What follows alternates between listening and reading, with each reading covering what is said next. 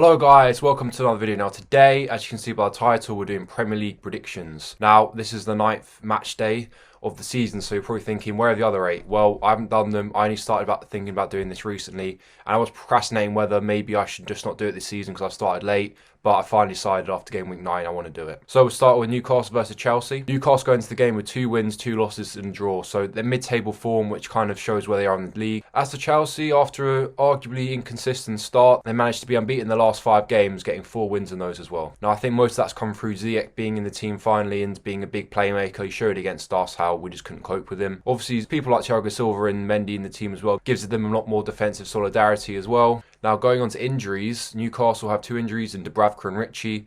As for Chelsea, they have Pulisic, who's still out, Gilmour and Havertz, who's in doubt. In my opinion, I actually think Chelsea have an outside chance to win the league. They've got some great players. I think defensively there's a few question marks, but definitely going forward, they've got a lot of creativity now and 2 very good strikers in Werner and Abraham. This game last season, they lost in the last minute, and that was down to not taking the chances and in the last minute not defending well enough from a set piece. So if they can sort those problems out against Newcastle, who are a very awkward team, then I think it's going in the right direction towards those intentions, which is why I'm going to go 2-1 Chelsea. Now moving on to Aston Villa versus Brighton. Aston Villa now a team which are unrecognisable from their time last year in the Premier League, and that was proven once again when they beat Arsenal 3-0. Fully deserved, incredible performance, and it just shows how well the recruitment's done to buy someone like Martinez, who almost you could say is as good as Leno, Watkins, who looks very comfortable on the team, and to keep Grealish as well, which is a very important factor. It shows how well they're doing this season. They've won 3 of them, they lost 2, so you can tell they don't like to go for a draw, and I don't think this will change against Brighton either. Now, Brighton are a team who haven't got a win in the last 5 games, and now unfortunately for them, I don't think anything's going to change for them in this game either. I think they'll definitely take a draw, but the question marks could be around the manager, that if they're going to go for a draw in this game, who with all due respect to Villa that aren't typically a top 6 team, who would they go for a win against? Now, and that's why I'm going to go for a 2-0 Villa win. Now, moving on to the game, which in my opinion is the biggest game of the week, which is Spurs versus Man City. Now, Spurs have had a very good start to the season. Ever since their unbeaten run, they managed to pick up 17 points from a possible 21. The only question marks around that form, though, is that they've only managed to win 2 games by at least 2 goals in that run. And considering the last 3 games were against Brighton, Burnley and West Brom, where they only won by 1-0 margin, if they can only scrape those games with a 1 goal, then how will they do against the top 6 teams? Especially considering how 7 of their next 6 games are going to be against the teams which finished in the top 8 last season. As for City, they've had a pretty atrocious start for their standards, and especially for Pep's as well. But spirits to be raised with the fact that Pep's managed to bag himself a 2-year deal, which will definitely add a bit more certainty to the squad. In 7 games, they managed to get 10 points and 10 goals. This is, in terms of scoring goals, this is their worst record since 2011. This time last year, they scored 27 by the 7 match point. And maybe some people starting to figure out Pep's tactics a bit more, or are his players just having less of an impact as they usually do? Or will they bounce back? And continue with that point, on international duty, Ferran Torres scored 3 goals and Rodri scored 1 as well, both playing for Spain against Germany, and Diaz, their Portuguese centre-back, scored 2 goals as well. So maybe there could be a big boost in terms of confidence for their players playing against Spurs in this game. Now, this isn't just Spurs versus Man City, it's also Mourinho versus Pep. Now, when it comes to head-to-heads, the only manager who Pep's beaten more than Mourinho is Pellegrini. Ironically, the man he actually replaced when taking over at Man City. Now, saying that, the last time these two faced in the league, it was a 2-0 win by Jose, and this game will be a perfect time for Spurs to play City, as they're not in the best of form, but you could argue that they're bound to bounce back at some point considering the class that they have. Like I mentioned in a recent video, I do think Spurs have a chance, maybe a small chance, of winning the league. This will be a massive leap towards that. I do think they need to sign a defender in January because defensively they're not all there, but in terms of going forward now, that Son-Kane link up will be about whether Man City can stop that, of course, and if they do, then it could be a win to City. But either way, I don't really see this one being a draw. So I think this is a good time for Spurs to play Man City, and I'm going 2-1 Spurs. Moving on to Man United West Brom. Now, this is another game which for Solskjaer, it's a recurring theme we hear these days, that his job's on the line once again, and if he does not get a win out of this one, could it possibly be the end of him? Now, since Ferguson's left, there always seems to be these stats that Man United seem to break in terms of the wrong reasons, and I'm sorry Man United fans, but I'm going to bore you and also irritate you with a few more. Now, if Man United fail to win against West Brom, it'll be the first time since 1972 to the 73 season where they failed to win their first 5 games at home, and as well as that, it will be their longest winless run at home since March 1978. Now, in terms of inside the squad, there's a lot of doubt at the moment about Pogba's future, which I'm sure can't help the dressing room. I think the fact that they have 2 playmakers in Fernandes and Pogba can't help, as they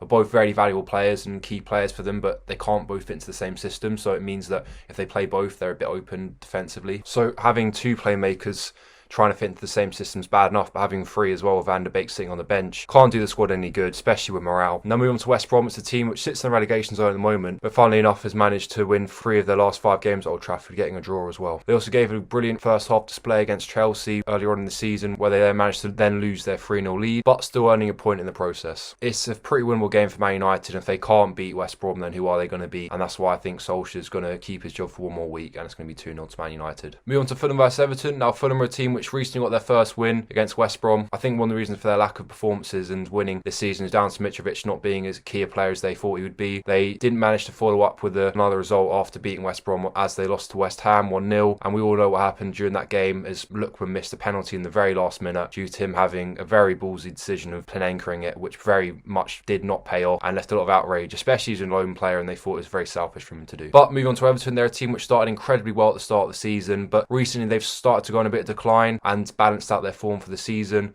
But having additions back with James and Richarlison is going to be massive for them, and I think it's going to be enough to get them over the line in this game, which is why I'm going 3-1 Everton. Now moving on to my team, Sheffield United. Now this is a massive game for us, of course. I think the game's going to be won or lost for us depending on what Wilder says before the game. Now I know it's an interesting thing to say, but I'll explain why. Now if you look at Wilder this season compared to last, and you look at his press conferences, he says the same thing about, especially when we play the top 6, which is that they've got incredible budgets, incredible players, and we just can't seem to compete, which to an extent is true, but it completely contradicts what he was saying last season. Last season he was saying how we will go toe-to-toe with these teams, we won't take them as a freebie, we'll push them all the way, it won't be a free hit, and he said that a lot. And if Wilder could see himself from last season to now, I'm sure he just wouldn't believe what he's saying. So I think that loses a lot of confidence to the players, because if he doesn't basically believe in them, then how are they going to believe in themselves? And I think he's really got to try and G them up, and confidence is obviously an all-time low for everyone. So if he just came out, in my opinion, and said, we've been absolutely shocking this season, performance has been abysmal, we really need to wake ourselves up, and hopefully we can do it against West Ham, then I'd be a lot more optimistic, and I'd actually see us doing well in this game. But if he comes out saying that, then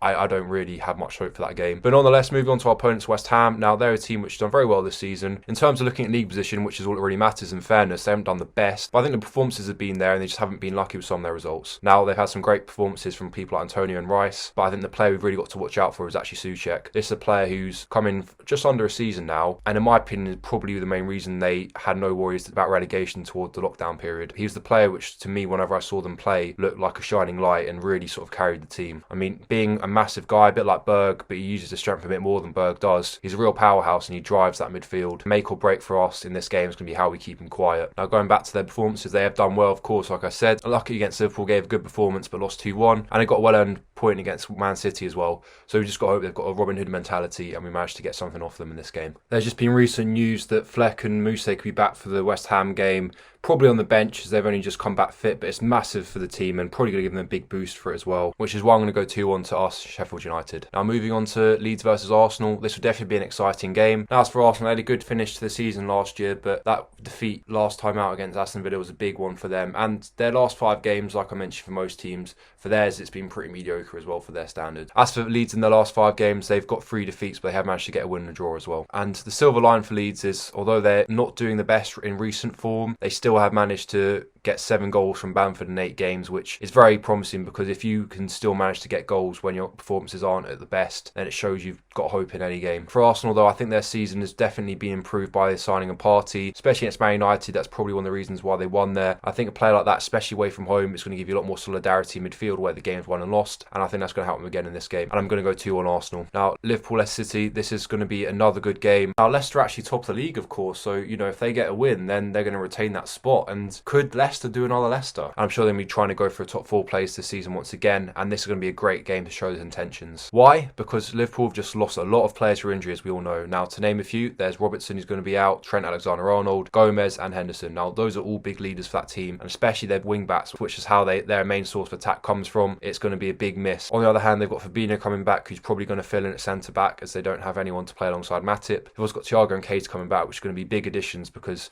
they're going to need a lot more creativity midfield to make up for the lack of defending. As for Leicester, they've got some players coming back as well. They've got Castagne and Fofana. Fofana apparently had a little knee injury during the under-21s with France, so he should be back for that as well. So in terms of their squad, the only big miss I think they'll have is Ndidi, and Pereira, of course, he's been out for them for a very long time anyway. I think Leicester are going to be very much up for it to try and prove why they're going to be in the top 4, but Liverpool will have to prove that they're still up for defending their Premier League championship, and I think for Liverpool, they're not going to be used to this makeshift defence in their first game, especially against a very intense Leicester team, so I think there's going to be mistakes from them, and that's why I'm going to go 2-2. Move on to Burnley versus Crystal Palace. Now, definitely hasn't got the attributes for game of the season, but Burnley, a team which have got 2 points this season, and they both came from not scoring a goal in the games. They can't go for a draw again, surely, because they know they can't stay up by drawing every single game. Coming up against a decent Crystal Palace team who sit mid-table at the moment and got a great 3-1 win against Man United earlier in the season, which came through the performance of Zaha. And of course, once again, the game will be defined on how Zaha does in this game. I'm going 2-1 Crystal Palace in this. Now, last game of the week, Wolves versus Southampton. Now, these are two very exciting teams outside the top 6, and Southampton couldn't have had a better start to the season, could they? Now, in terms of their last 5 games for both teams, Wolves have won 3, lost 1, drawn 1, which is decent, above average form, I'd say, in my opinion. But Southampton managed to top that with 4 wins and a draw. I think in terms of Wolves this season, I did expect them to do it better than they've done, but I think they've lost a few players. Of course, they managed to replace Doherty, and they've lost Johnny, their left wing back, through injury, so they've had to sort of adapt in that sense to new players and gelling the team. And I think a big factor as well is the fact that Traore, who's been as good a player as they could ask from him, but it does lead with its speculation. I think that's probably affected the squad. Getting rumours about him going to Bayern Munich,